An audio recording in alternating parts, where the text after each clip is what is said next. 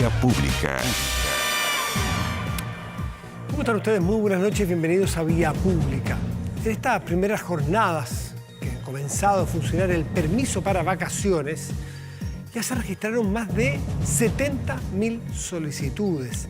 Los destinos más solicitados han sido el litoral cercano a la región metropolitana y en general las playas, razón que mantiene en alerta a sus alcaldes. Además, desde ayer se registraron aglomeraciones en los principales terminales de la región metropolitana con el fin de justamente trasladarse a regiones. Ante esta situación, los alcaldes han criticado que no fueron considerados en este nuevo permiso. Si bien ven este nuevo trámite como una ayuda para impulsar el comercio local, el turismo, aseguran que no cuentan con los medios para ampliar su red hospitalaria en un caso de que existan brotes en otros lugares o en ciudades de mediano tamaño o incluso algunos más pequeños. Ante esto exigen entonces más fiscalizaciones y que las personas sean responsables con las distintas medidas sanitarias que nos han planteado desde el Ministerio. Vamos a la mesa de conversación porque hace mucho rato viene el tema, viene dando mucho que hablar, mucho análisis. De alguna manera podríamos decir que se ha cerrado un periodo, no está del todo cerrado, nadie puede decir eso. Nos referimos a las pensiones, al retiro de 10% de los dos retiros de los 10% de las pensiones. Pero lo interesante es que hoy en la asociación de AFP, a través de su gerente general Fernando Larraín, hizo se podría decir, su cuenta anual, donde plantea los desafíos de la industria, pero también hace la radiografía de qué pasó este año, tanto con una reforma que no logra concretarse y que tiene muchos cambios en la discusión al menos, y qué pasó en la verdad, en cada una de las cuentas de los chilenos y chilenas que retiraron esas platas. Fernando Larraín está con nosotros. Fernando, muy buenas noches, gracias por recibirnos, como siempre. Hola Matías, muy buenas noches, gracias por la invitación. Bueno, partamos, gracias a ti por recibirnos y partamos por yo decía que este es como el cierre del año. ¿Cómo fue este año? ¿Qué es lo que se destaca? ¿Son la reforma no concluida o no acordada? Y los 10%, esos son los dos ejes fundamentales, ¿no?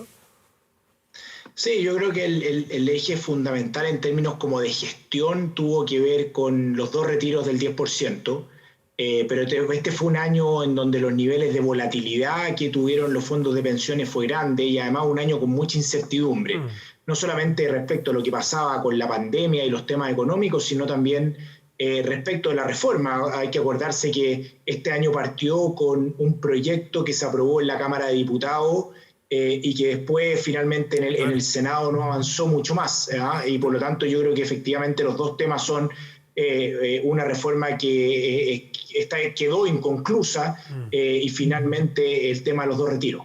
Claro, ese acuerdo que se logró en la Cámara de Diputados hacía presagiar que el 2020 era un año donde se entraba en tierra derecha, diría un hípico, para tener una gran reforma a las pensiones y murió desde enero o febrero, se aprobó, no recuerdo cuándo, y hasta el día de hoy todo indica que ese acuerdo es cosa absolutamente del pasado. Hay que hacer un acuerdo totalmente nuevo porque también las circunstancias cambiaron, ¿o no, Fernando?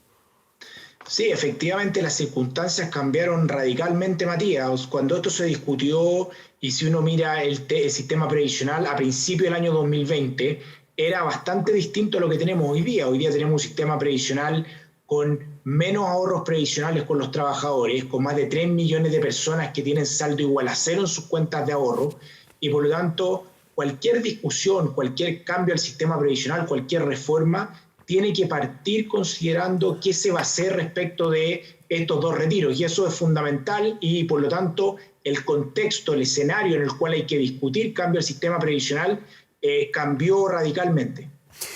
En cuanto a los dos 10%, en cuanto al tamaño el tamaño de los fondos ahorrados de todos los chilenos en el sistema de pensiones privado, ¿a cuánto retrocedió? ¿A lo que se había? ¿Cuántos años retrocedió en el ahorro? Ahorro, estamos hablando de ahorro general de los chilenos, ¿eh?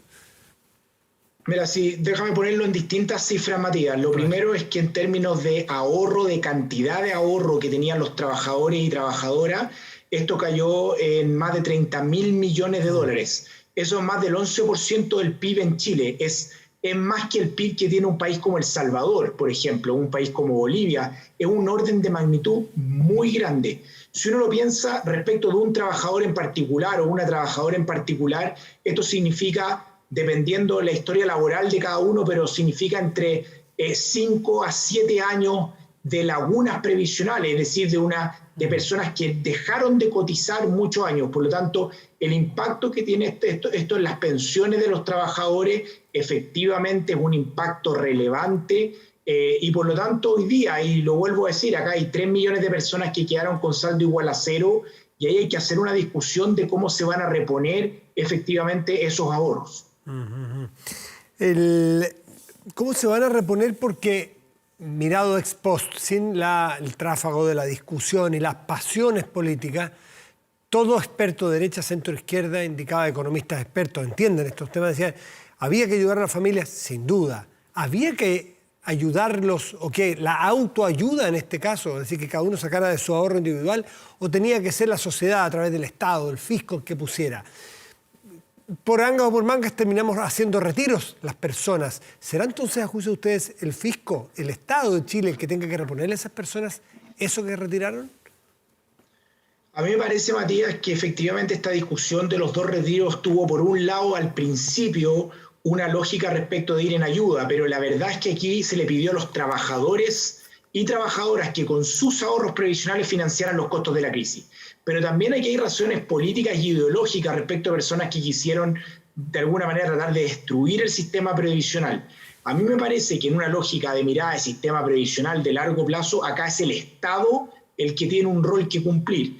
Me parece que sería injusto pedirle a los trabajadores, principalmente al trabajador y trabajadora de clase media de este país, que con su esfuerzo tenga que financiar el retiro de ahorros de personas que retiraron y que estaban exentas de impuestos, personas que retiraron ingresos más altos que lo normal y que estaban exentas de impuestos. Por lo tanto, pedirle a los trabajadores que con sus ahorros financien o ayuden en el fondo a alivianar o a reducir ese hoyo que se produjo en las pensiones de otras personas, me parece que no es del todo justo, y por lo tanto acá es el Estado el que tiene que cumplir un rol respecto de estos retiros previsionales. Miremos un poco hacia adelante. Esta reforma inconclusa, pero que cambió el escenario, por lo tanto es una reforma que tiene que volver a discutirse completa en el Senado y bueno, en general trámites legislativos.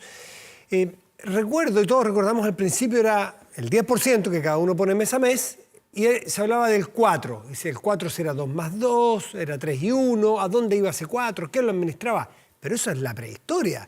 Después pasó a ser 6% extra que ponía de manera gradual el empleador, también la discusión de si los 6 iban a las AFPs para que lo administraran, si es que un ente estatal, 3 y 3, lo que fuere. Pero parece que está quedando ese 6 también un poco, no en la prehistoria, pero atrás. Ustedes han propuesto 10 puntos porcentuales más. Explícanos de qué se trata eso. Mira, Matías, si nosotros habíamos discutido hace un tiempo atrás respecto a una reforma previsional que entregara un monto de pensiones, hoy día con los 2 retiros, ese aumento de cotización no es suficiente. Y por lo tanto nosotros tenemos que pensar en un sistema que aumente las cotizaciones pensando en torno al 20%, que es el promedio de los países de la OCDE. Y por lo tanto, dados los retiros previsionales, dados los cambios en expectativas de vida, dados los cambios también en rentabilidad, es importante aumentar la tasa de ahorro. Pero junto con eso, Matías, hay un debate acá que es fundamental, que no se ha dado con la profundidad que debiera darse, que independiente de la tasa de cotización que tengamos, nosotros vamos a tener, sobre todo después de la pandemia, muchos trabajadores y trabajadoras que van a decidir o ser emprendedores, trabajar por cuenta propia, tener multiempleadores, no tener el típico trabajo formal con un empleador. Por lo tanto, esos trabajadores o esas trabajadoras también tienen que cotizar. Es importante cotizar para estar resguardados en un sistema de seguridad social. Por lo tanto, esto no es solamente respecto de cuánto aumentamos la tasa de cotización, también es importante aquí que todos los trabajadores, independiente del tipo de trabajo, coticen para su futura pensión. Eso no es nuevo, Fernando. Eso entiendo que está aprobado hace un tiempo. Lo que pasa es que no se le ha puesto cascabel al gato en que los independientes coticen. Lo que pasa es que, Matías, el tema de los independientes se aprobó finalmente en este gobierno, pero los independientes es un porcentaje respecto a todos los trabajadores por cuenta propia. Uno siempre piensa en los independientes, son los trabajadores honorarios, ¿no es cierto? Y mucha gente efectivamente está en esa situación, que son alrededor de 600, 700 mil trabajadores, pero aún así hay más de 2 millones de trabajadores que no emiten boletas de honorario. Entonces la pregunta es a todas esas personas que son trabajadoras, que son emprendedoras, que son trabajadores por cuenta propia, que el día de mañana pueden tener un problema de invalidez, ¿cómo quedan cubiertos respecto al sistema previsional? Y por lo tanto es importante que independiente del tipo de trabajo que uno haga, no es necesario solamente tener un empleo formal con contrato, todos los trabajadores y trabajadoras debiéramos cotizar en el mismo sistema previsional. ¿Y cómo lo plantean ustedes? ¿Cuál es el plan que tienen para eso? Estos trabajadores de cuenta propia, estos que se independizaron, estos emprendedores, ¿cómo creen, ya más allá de obligarlos, como nos obligan a todos, a que pongamos un porcentaje de nuestros ingresos mensuales en el ahorro previsional, cómo hacerlo, por qué vía y dónde ahorrar? Yo creo, Matías, que aquí hay que ser, y por eso que es importante poder darse el tiempo para pensar bien esto, aquí hay que generar espacios de creatividad.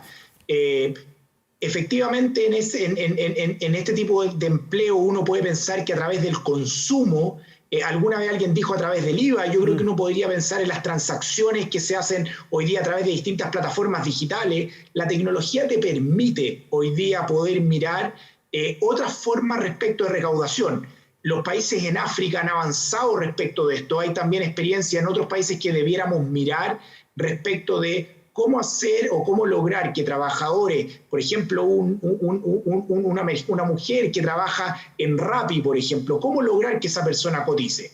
Probablemente va a ser difícil el espacio de obligación del contrato laboral, pero sí es importante buscar la manera que lo haga, quizás a través de sus transacciones, porque hay que acordarse que esto no solamente te cubre respecto a las pensiones de vejez, sino que también te da un espacio de cobertura en temas de otro tipo de seguro que creo que es importante tenerlo. Yo creo que tenemos que pensar un poquito y aprovechar la tecnología. Si algo hemos aprendido esta pandemia es en el uso de la tecnología, de cómo ponerla a disposición también de estas cotizaciones. O bien buscar, por ejemplo, a través del pago de patentes municipales, buscar la manera de que hayan cotizaciones de manera permanente para evitar lagunas previsionales. ¿Cuáles son los modelos que tú ahora que estás trabajando ya más en el ámbito internacional de las pensiones, estás viendo modelos distintos? ¿Cuál es el modelo que te parece más interesante a mirar con cuidado? Pero yo creo que respecto de este punto de los trabajadores informales o de los trabajadores por cuenta propia, la búsqueda de utilizar las plataformas tecnológicas para ponerlas al servicio de cotizaciones previsionales es algo que ha demostrado tener buen impacto. Por ejemplo, dame un ejemplo, por favor, concreto. Por ejemplo, un ejemplo muy concreto. Una persona toma un Uber o un Cabify y en vez de pagar 5.000, paga 5.000 pesos, pero en verdad el costo del trayecto es 4.500 y esos 500 pesos extra van directo a su cuenta de ahorro para pensión futura. Y ese tipo, yo creo que nosotros seguimos mirando el tema previsional con el espejo retrovisor, como si el mercado laboral y como la situación de pensiones fuera la misma de los años 90 en Chile. Y hoy día la situación laboral para muchas personas ha cambiado y creo que eso hay que entenderlo de buena manera. ¿El modelo de un porcentaje del consumo, por ejemplo, a través de plataformas, se está usando en alguna parte del mundo? Sí, se utiliza en distintas partes, se ha piloteado en distintos países, se ha piloteado en Perú, se han hecho cosas en México, se han hecho cosas en Benín, en Ruanda, y ha mostrado de alguna manera que con esta forma, las plataformas digitales, dado que las personas tenemos inercia, una vez que ingresan a este tipo de descuentos automáticos por planilla, se hace de manera directa. Otro ejemplo, Matías, en esto directo es lo que ha hecho Inglaterra. Por ejemplo, en Inglaterra no era obligatorio cotizar, pero efectivamente había un enrolamiento automático, es decir, cada vez que tú quedabas empleado, automáticamente tenías que cotizar, pero tú te podías salir del sistema. Entonces, los enrolamientos automáticos y la inscripción obligatoria ha hecho efectos positivos para fortalecer los pilares de ahorro individual, que es la gran discusión y hacia dónde están avanzando la gran mayoría de países en el mundo hoy día. Fernando, y ustedes, me imagino que como industria, asociación gremial de una industria de administración privada, ustedes plantean que ¿debieran seguir siendo ustedes quienes administran estas platas y suben al 15, al 16 o al 20%? ¿O creen que esto también debe ser innovador, una parte, qué sé yo, bancos, una parte AFPs, una parte una entidad pública? ¿Cómo plantean ustedes que debe ser la administración? Ya, recaudas, pero después de que recaudas, ¿cómo es lo ideal para administrar a tu juicio? Yo creo aquí, Matías, dos cosas. Lo primero es que la administración tiene que tener costos razonables y generar buenos niveles de rentabilidad. Cuando uno mira la rentabilidad que han generado los administradores de fondos de pensión en hacer crecer los fondos de los trabajadores, hoy día alrededor del 70% de los fondos de los trabajadores está constituido rentabilidad. Por lo tanto, lo primero es que se haga bien el trabajo de hacer crecer los ahorros de los trabajadores. Y lo segundo, que a mí personalmente me preocupa, es que los afiliados y afiliadas no tengan que pagar un doble costo. Es decir, que te administren un porcentaje de la cotización algunos administradores y otro porcentaje otro. Eso va a hacer que las personas tengan que incurrir un doble costo. Eso me parece que no es razonable desde la lógica de un afiliado y una afiliada, de obligarlo a pagar una doble comisión. Ahora, si en este sistema actual se permiten ingresos de nuevos actores diferentes u otro tipo de actores que mantengan el giro único, es decir, cuyo eje sean las pensiones, no hay ningún problema y bienvenidos sean todos los actores siempre y cuando eso traiga efectos positivos en los afiliados, ya sea en marcos de rentabilidad y también en temas de costo. ¿Qué pasa? Vamos a suponer que pasamos del 10, un escenario totalmente hipotético, y una reforma y pasamos 20%, duplicamos. ¿Cuánto le va a costar, cuánto me va a costar a mí, cuánto me va a cobrar a mí mi AFP? Si yo gano 10 y yo ponía, qué sé yo, 5 por los 10% que me administraban, por el 20% que me administren, ¿cuánto me van a cobrar?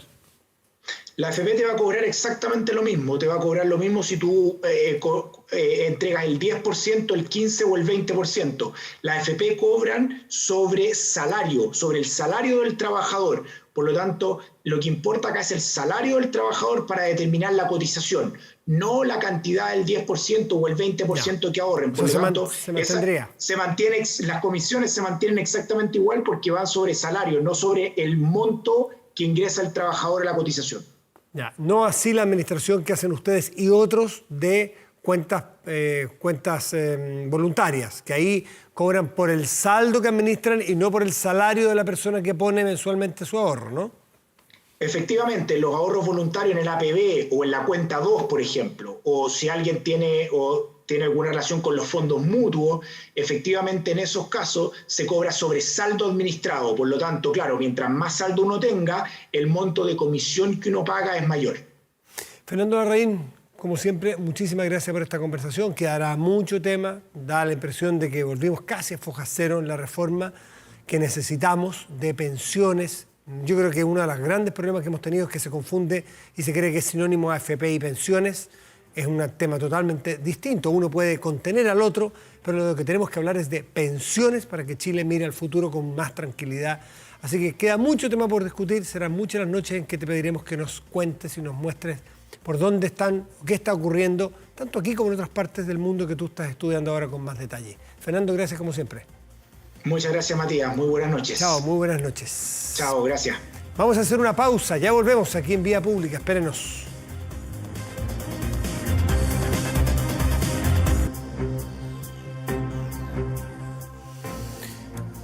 Bueno, como siempre, la verdad que no es novedad que si uno mira el mundo pasan tantas y tantas cosas de tal nivel de importancia que cuesta cuando uno quiere conversar o analizar la política internacional dónde enfocarse, ¿no?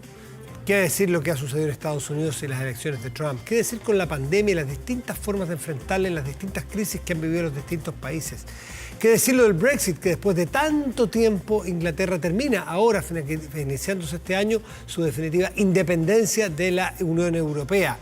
Pero es imposible no ir a lo del detalle, o más bien no ir a lo global sin mirar lo del detalle, porque están pasando cosas en Estados Unidos. Hoy, 5 de enero, pasaron cosas increíbles y van a seguir pasando esta semana, mañana, con una ceremonia que debiera ser simbólica, pero no sabemos lo que va a pasar, donde se dé un paso más hacia la presidencia de Biden. Pero bueno, les he señalado muchísimas cosas en general, vamos a ir a lo particular y para ello vamos a invitar a un experto que es Guido Larsson, director del Instituto de Humanidades de la Universidad del Desarrollo. Guido, buenas noches, gracias como siempre por recibirnos. Buenas noches, Matías, un gusto hablar contigo. Buenas noches, igualmente. Pues, a ver, quizás Inglaterra o el Reino Unido nunca se imaginó que el día en que, en aquella elección, que primero nadie se imaginó que iba a ganar el Brexit, primero, pero ganó el Brexit. La preparación a este divorcio fue largo, tortuoso, difícil y sigue habiendo todavía flecos en la negociación. Pero este 1 de enero partió dividido. Nunca, quizás, jamás nadie esperó que fueran estas circunstancias donde el Reino Unido está con un problema y una crisis sanitaria feroz y tiene que aprobar y permitir el ingreso de vacunas. En fin, ¿cómo ves tú que se ha dado esta separación definitiva del Reino Unido y de la Unión Europea? ¿Y qué debiéramos esperar? Creo que el referéndum al cual llama David Cameron en su momento para definir si el Reino Unido se mantenía unido a la Unión Europea o no, efectivamente tuvo un resultado sorpresivo.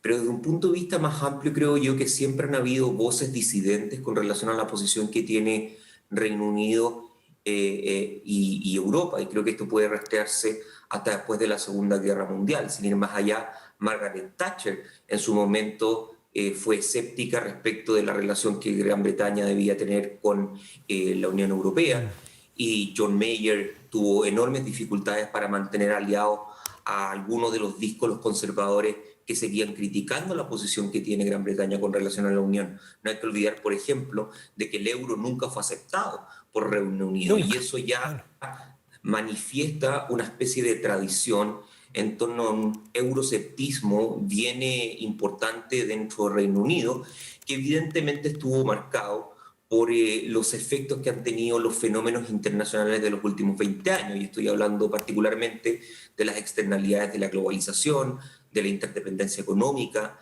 del multiculturalismo, de la migración masiva, que finalmente hacen de que al menos parte de los conservadores piense que el mundo que conocían y en el cual se encontraban seguros comenzaba obviamente a resquebrajarse, y tienden a tomar una postura reaccionaria que han tomado muchos otros países del mundo. Me parece a mí, Matías, de que lo que ocurre con Brexit puede rastrearse a fenómenos similares a lo que ocurrió en Indonesia con la elección de Duterte, o lo que ocurrió en Brasil con la elección de Bolsonaro, o lo que está ocurriendo, por ejemplo, en Hungría con el apoyo que tiene Orbán, ¿no es cierto? Estas corrientes más bien defensivas, relativamente nacionalistas, que se enfrentan a un mundo nuevo y que reaccionan también defensivamente, y creo que Brexit es reflejo de eso, y las negociaciones, bueno, finalmente manifiestan lo duro y lo complejo que fue.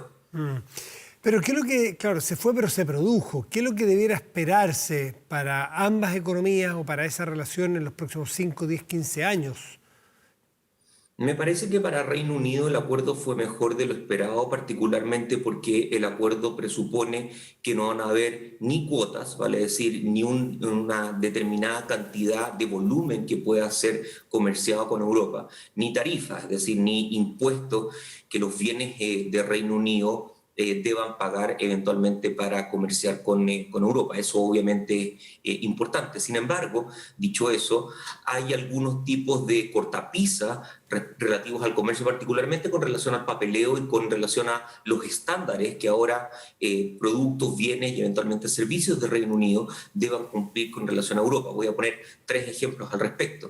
Por ejemplo, desde el punto de vista farmacéutico, las medicinas que laboratorios de Reino Unido vendan ahora a la Unión Europea no solamente deben satisfacer los estándares del propio Reino Unido, sino que también los estándares de la Unión Europea, lo que significa una suerte de doble, ¿no es cierto?, fiscalización en torno a que se cumplan dichos estándares, y eso es una ralentización evidentemente del comercio. Perdón. Acabamos de ver, Guido, la semana pasada, por eso digo que es muy inesperado esto que toca justamente en las circunstancias de las vacunas del COVID, en que la Unión Europea, o sea, se aprobó la vacuna de Oxford AstraZeneca, pero llegó al Reino Unido, y Reino Unido, los organismos que aprueban vacunas le dijeron, a ver, momentito, no, esto no es tan automático.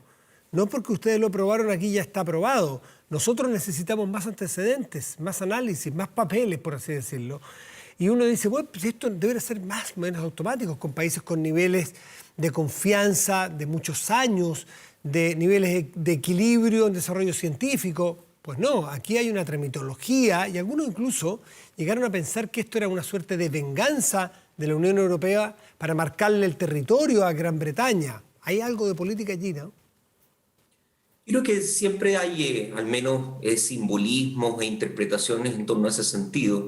En alguna medida, recordemos, en enero estábamos todavía hablando de Theresa May, enero del año pasado me estoy refiriendo, y ya Theresa May decía de que uno de los problemas precisamente tiene que ver con cómo, por un lado, Reino Unido sigue siendo un socio confiable a nivel internacional, queriendo pasar normas por alto.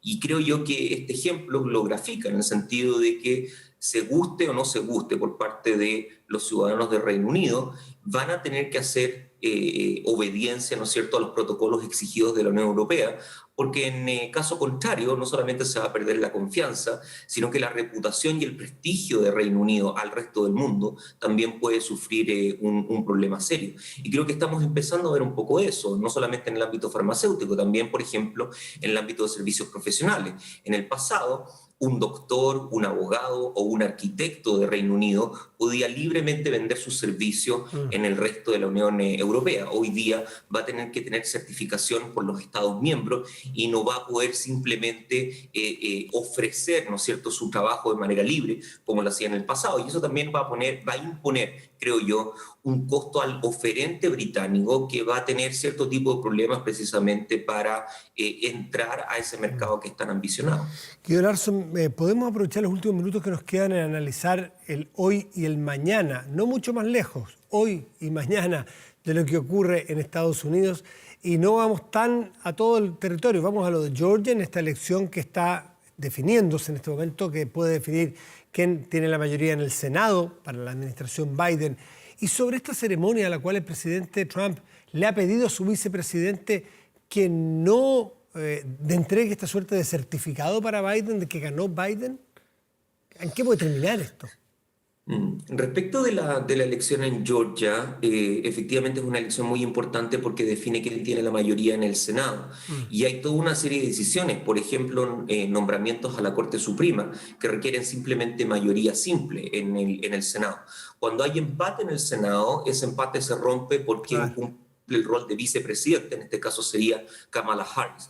Por lo tanto, los dos asientos que están finalmente siendo electos en Georgia son realmente muy importantes porque pueden implicar o que los demócratas obtengan mayoría y con eso limpiar un poco el camino para la plataforma legislativa y para la plataforma política de Biden, o bien, ¿no es cierto?, mantener todavía a los republicanos con dicho control. De las encuestas que yo he visto en las últimas horas, realmente está muy peleado, estamos hablando de menos de 1% de diferencia entre los candidatos y por lo tanto, tal cual como ocurrió en su momento con la elección presidencial, vamos a tener que esperar.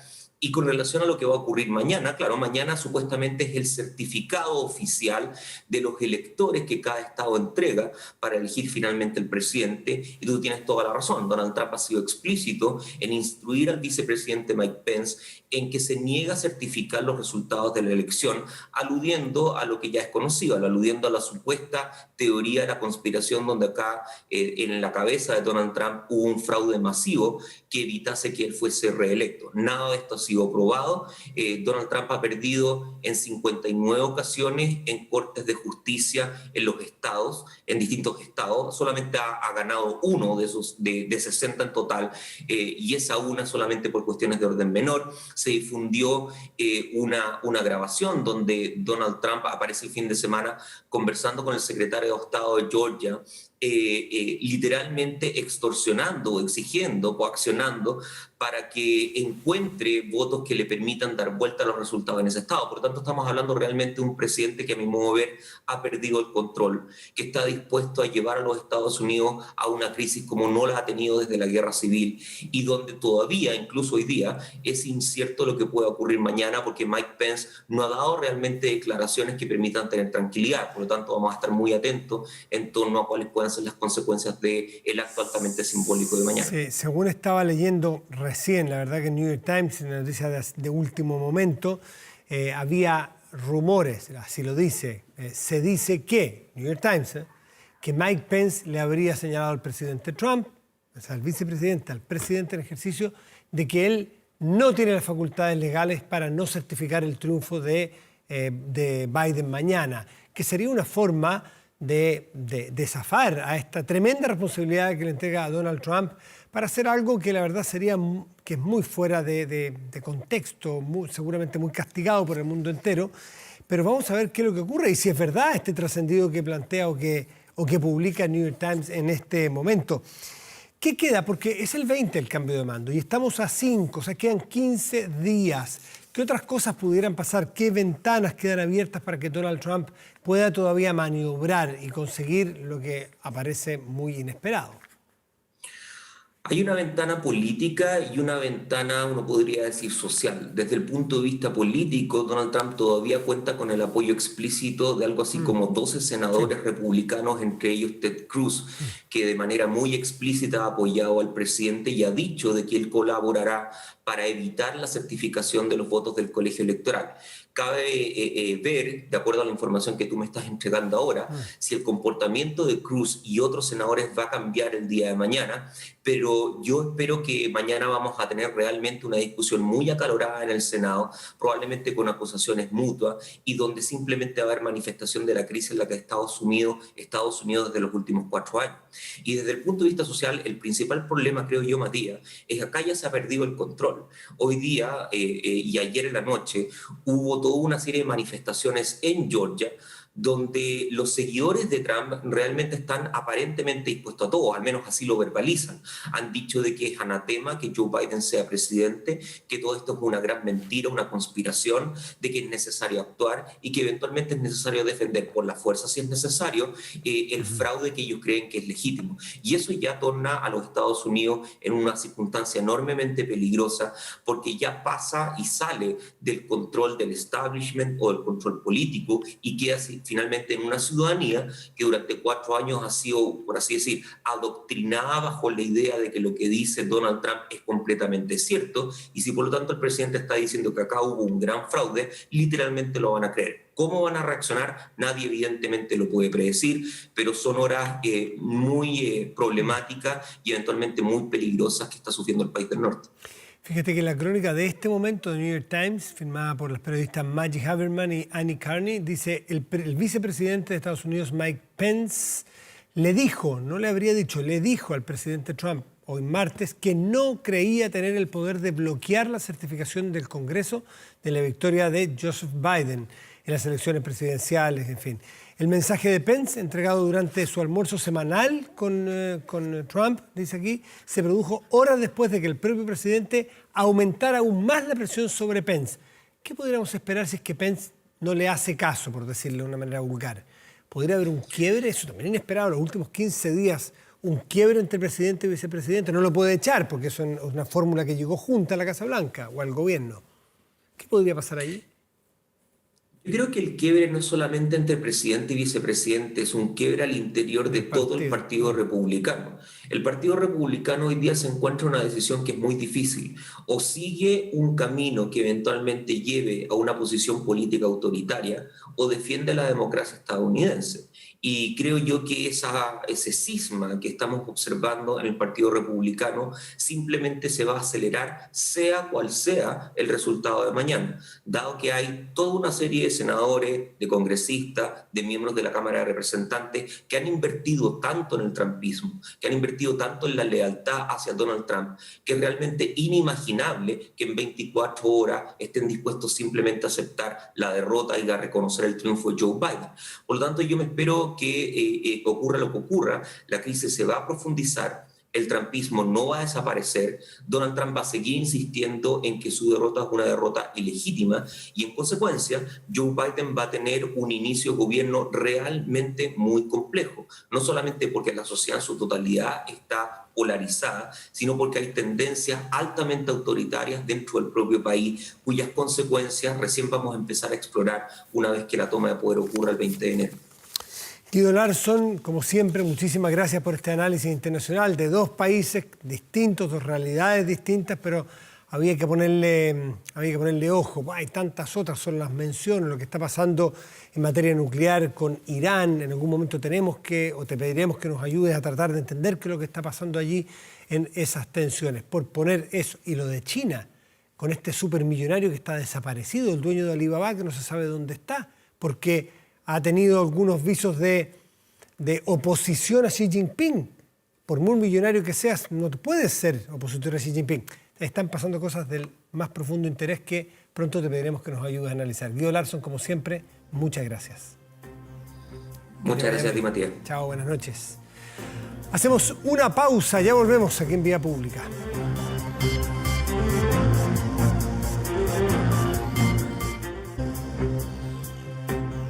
Aumenta la delincuencia, no grave robos, evítelos con Tepillé, la empresa líder en seguridad preventiva, con monitoreo de cámaras de seguridad y audio disuasivo en tiempo real. Tepillé protege 24/7 su empresa y también su hogar. No sea usted la próxima víctima y contrátelos en tepillé.cl. Los invito a la pantalla grande, revisamos nuestro portal de noticias 24horas.cl, que tiene un recorrido por todas las informaciones de todo ámbito: deportivo, internacional, economía, política, policía. Está a más materiales audiovisuales, 24horas.cl. En este momento, encabezado por el ministro París, que hace un interesantísimo, importantísimo, crucial anuncio que tiene que ver con la llegada de las vacunas chinas de Sinovac. Han llegado las Pfizer, pero han llegado 20.000. No va a llegar un número inmenso, con eso no basta. Chile requiere de muchos proveedores. El proveedor mayor, más masivo, pronto, porque el tiempo también es fundamental aquí, es Sinovac de China. Van a llegar 10 millones de dosis de Sinovac el primer trimestre. 4 millones deberían llegar el primer mes, están comprometidos en teoría, vamos a ver. Pero bueno, el ministro París adelanta que vacuna Sinovac llegará a Chile a fines de este mes. Se dice que el 6 o 7 tendría una aprobación ya en China, podría tener una aprobación también en Brasil. Con eso venía precedida a la aprobación en Chile, luego tiene que llegar, tiene que distribuirse. La suerte es que esta vacuna, la de Sinovac, no requiere estos coolers de menos 80 grados, que es la que requiere la de Pfizer, un cuidado de la cadena del frío mucho más riguroso y difícil. Esta es un frío de menos 8 grados, podría ser algo bastante doméstico, incluso el manejo de la cadena de frío de Sinovac, más masiva, más fácil y y es lo que nos ayuda, y esto nos va a permitir cubrir entonces a buena parte de los grupos de riesgo: tercera edad, enfermedades crónicas y más trabajadores de la salud. Por eso Sinovac es el nombre que tenemos que tener muy a la vista para ver cuándo llega y se empiece a vacunar a la gente a lo largo y ancho de Chile. Más detalles, 24horas.cl. Revisamos el tiempo, la temperatura, señor director, por favor, cuando usted me diga. Santiago en este momento tiene cielo despejado y una temperatura de 19 grados. Para mañana y pasado, la máxima probable es de 31 grados y despejados para mañana y pasado, para miércoles y jueves, idéntico el pronóstico del tiempo. Revisamos otras regiones del país. Bueno, por venir en el extremo sur de nuestro país, región de Magallanes y la Antártida chilena, tendrá chubascos y una máxima probable de 15 grados. En el otro extremo de nuestro país, casi extremo, en Arica, en la región de Parinacota, tendrá cielo despejado y una máxima probable de 27 grados. ¿Qué es esta música que escuchamos de fondo? Usted estaba tratando de identificarla, me pasó lo mismo. Bueno, antes de despedir el programa de hoy, vamos a referirnos un poco al cine.